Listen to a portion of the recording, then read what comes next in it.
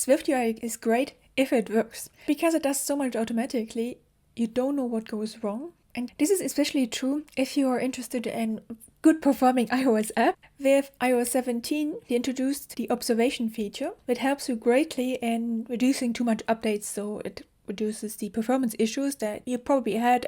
And if you're thinking about using observation feature in your own app, I would highly recommend to understand the internal mechanisms. I'm now going to give you some information about how SwiftUI updates behind the scenes.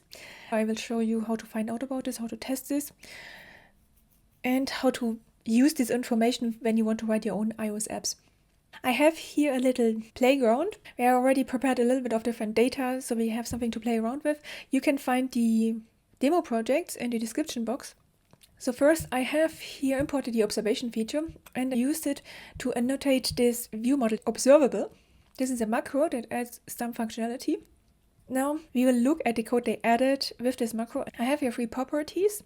So I have our count int. You see I don't have here any publish or anything else. So the first 2 properties are tracked, but the last one is at observation ignored. That means it's not going to track the changes to this and update refresh the UI. Now there is a global function which is the with observation tracking that works together with this observation, and this has 2 closures. So the first closure is apply, where it returns t generic, and the other one on change. So this is the notification for when something changed. So I said the first closure is the apply, and in the first closure we access one of these properties. For example, I can in the access print the view model has the view model's count property, and then on change, which is called when something changed, I'm going to print on changed called, and then we are going to change one of the properties in this view model. In this case, I am changing the count +1, so I run this. So the first print statement is the one that we have here from this observation feature. Then I change this property, and you see the second print statement is called. Just so we have this a little bit different, I am going to add another print statement, changing view model count. So you see this is executed, and then the onChanged is called. Now you might ask, what is it actually tracking? I'm not setting here anything up. I'm calling here this global function. How does this work? So when you access one of these properties here in this closure, it's actually tracking which properties, key paths, properties are accessed. This tracking happens with these macros inside here. And right now, Playgrounds doesn't like me to extend on this macro. So here I am now in Xcode project, because now I can actually extend on. So I have here a couple of properties, and we're just going to look at this count. I press on expand macro.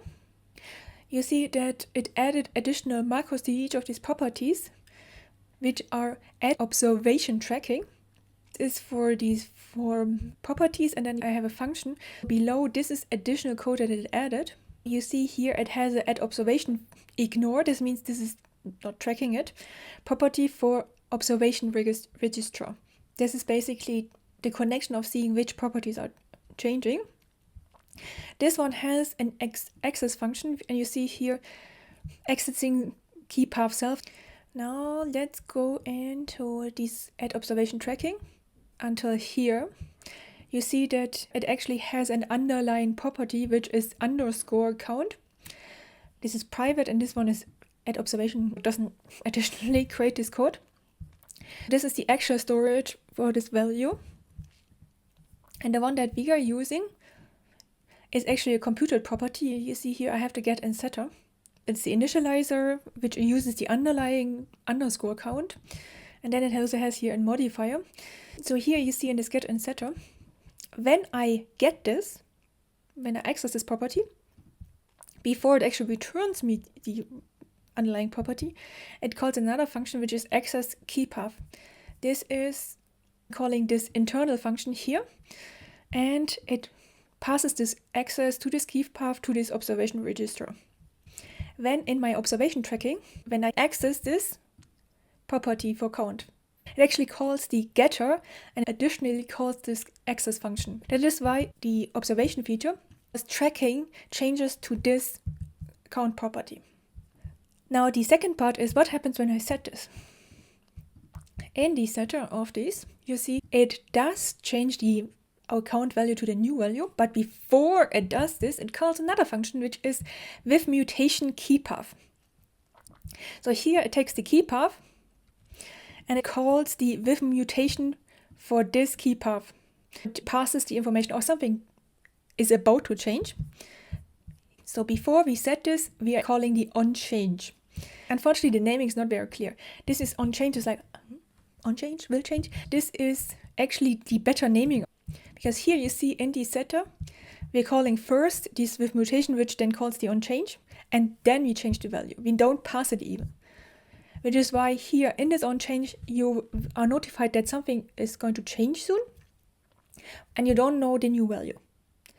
This has some implication if you want to do some continuous observation or like integrate this with UIKit. This also looks quite weird. This is good and fine for this observation tracking, just this function here in this playground, but how does this actually connect to SwiftUI? As you saw, we have these two parts of the equation. First, I have the access, where I start tracking this key path, these properties. We are tracking on a per property level. So in this case, I only track changes to count. View model, change the name, and I run this again. You see, I do change this value, but this onChange is never called. We are tracking on a per property on a per key path basis. So it's very fine-grained. If I change this count multiple times, so now I change +1, +1, this tracking is a one shot. So I one time exit it and then it one time executes this onChange when one of the properties in here changes. So now I'm tracking here two key paths, two properties. When you run this, you see I'm printing here first the tracking access, then my onChange, and then this onChange call is only executed once. That's because it's, as I said, a one shot. It's executed when one of these key paths that you're exiting here changes. No matter which one is the first, then it will be executed. So I can add another print statement. After I change the count, then the onChange is called, and then I'm changing other properties and this onChange is not called again. So it's a one-shot tracking, and we are tracking as soon as we are accessing here something. Okay, now I said the important thing is, why? This is so weird. Why would you, you already see me here doing print statements. How does SwiftUI work with this mechanism?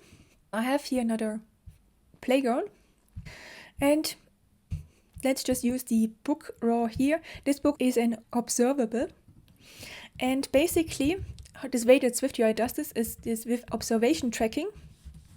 This is just a rough way of seeing this. It takes the body, and when it re-renders, it's calling this inside with observation tracking, so that it knows here are view book raw should be redrawn. So with this mechanism, you're describing in your SwiftUI body what you want to show.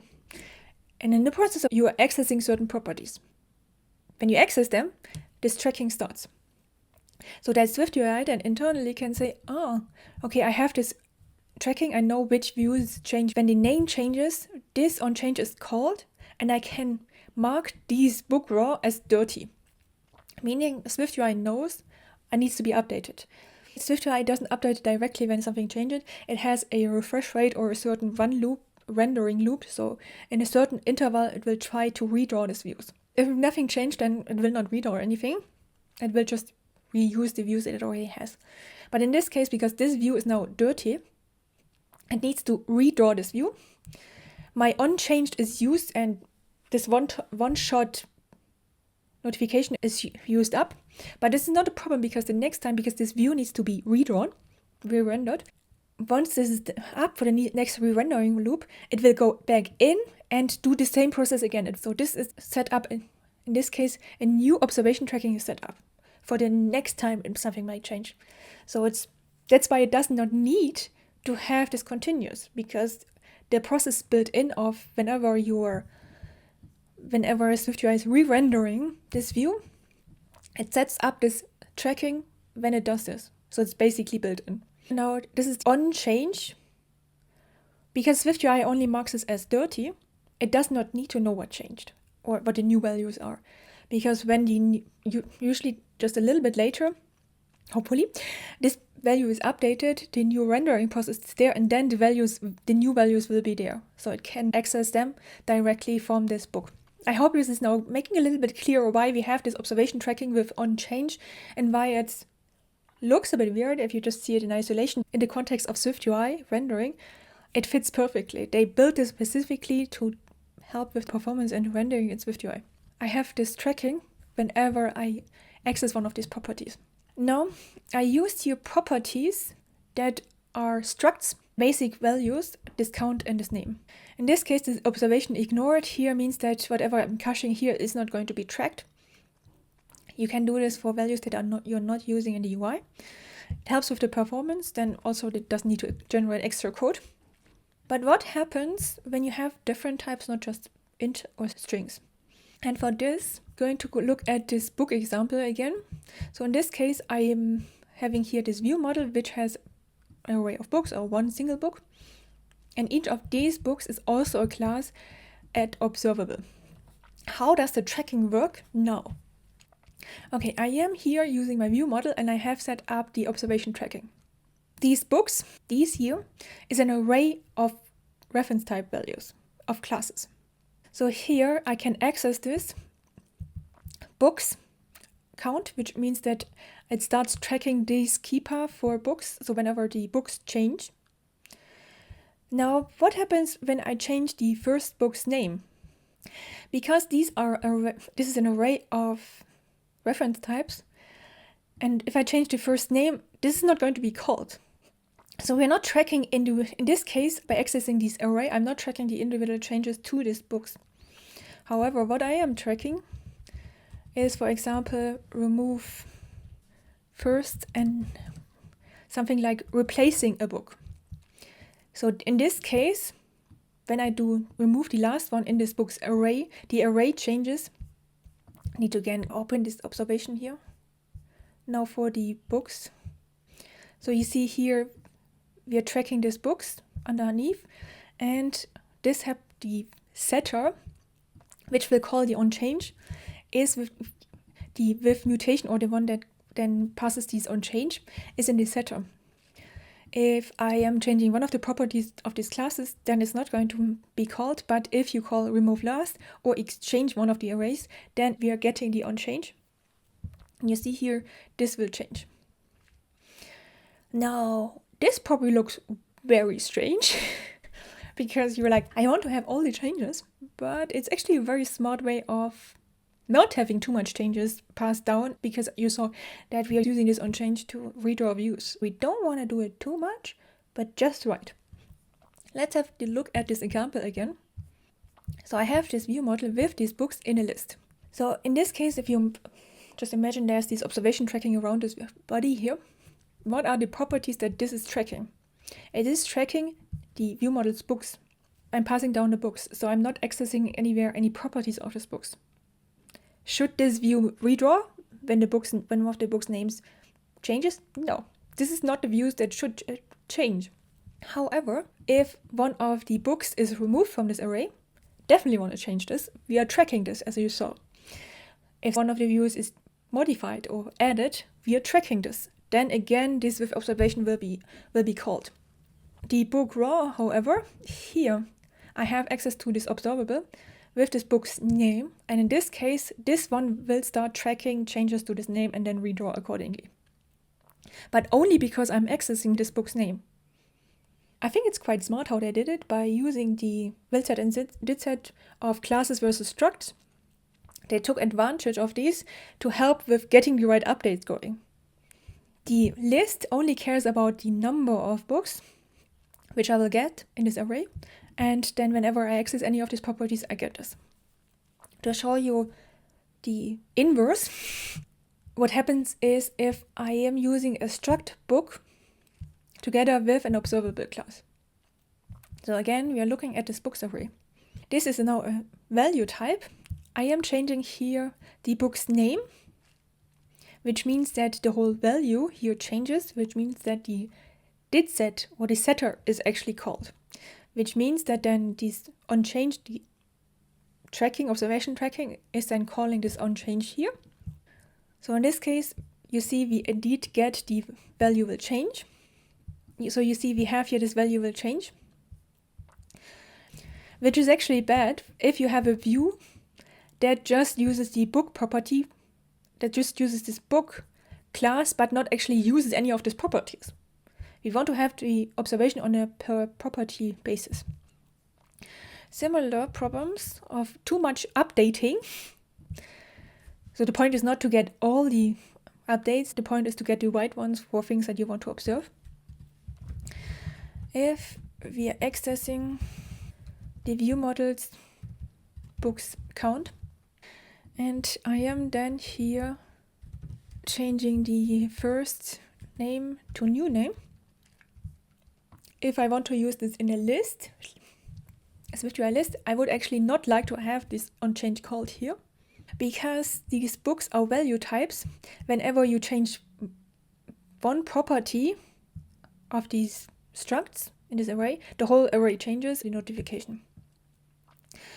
The whole point of this exercise was to tell you that if you want to take advantage of the performance improvements with the new observation, you should really, for your custom types, also use this observable, because this is going to, it's a little bit more setup. For example, I need to have this initializers and some of the hashable protocols, but it is much better for the performance.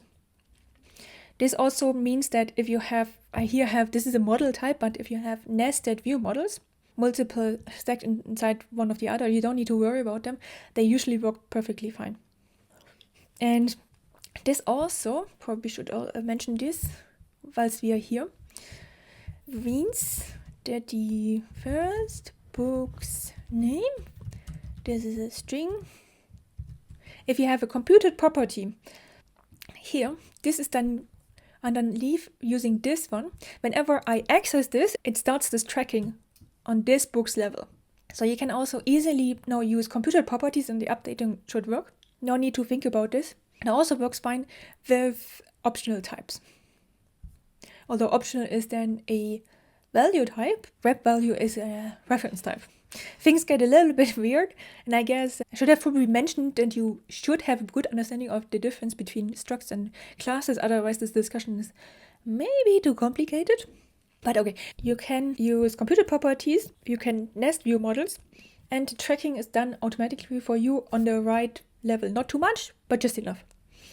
And this all works because of this observation tracking mechanism that they added with this observable macros. They changed this a little bit, the internal implementation of this observable, but I checked and it stayed pretty much stable for now. This is a little bit different than what you might be used to with the observable object and it published. And there is still some caveat and a couple of issues, mostly if you don't really know what you're doing. You can watch the next video where I talk you through some of the use cases, scenarios that might cause issues and how to prevent this. It's more like implementation details, not such a big deal. But you should know about this if you want to build apps with observable. The good thing is you can use in the same project observable and observable object together, although that might be very confusing. I'm guessing that as soon as iOS 19 is released, and most teams can drop then iOS 16, so then you would have 17, 18, and 19, that a lot of teams will go on the observable, just because it's so convenient. So it's a really good time to start learning observable. Let me know in the comments if you're planning to adopt a new observable or if you're sticking for now with the older observable object. Thank you for watching. Happy coding. Until next time.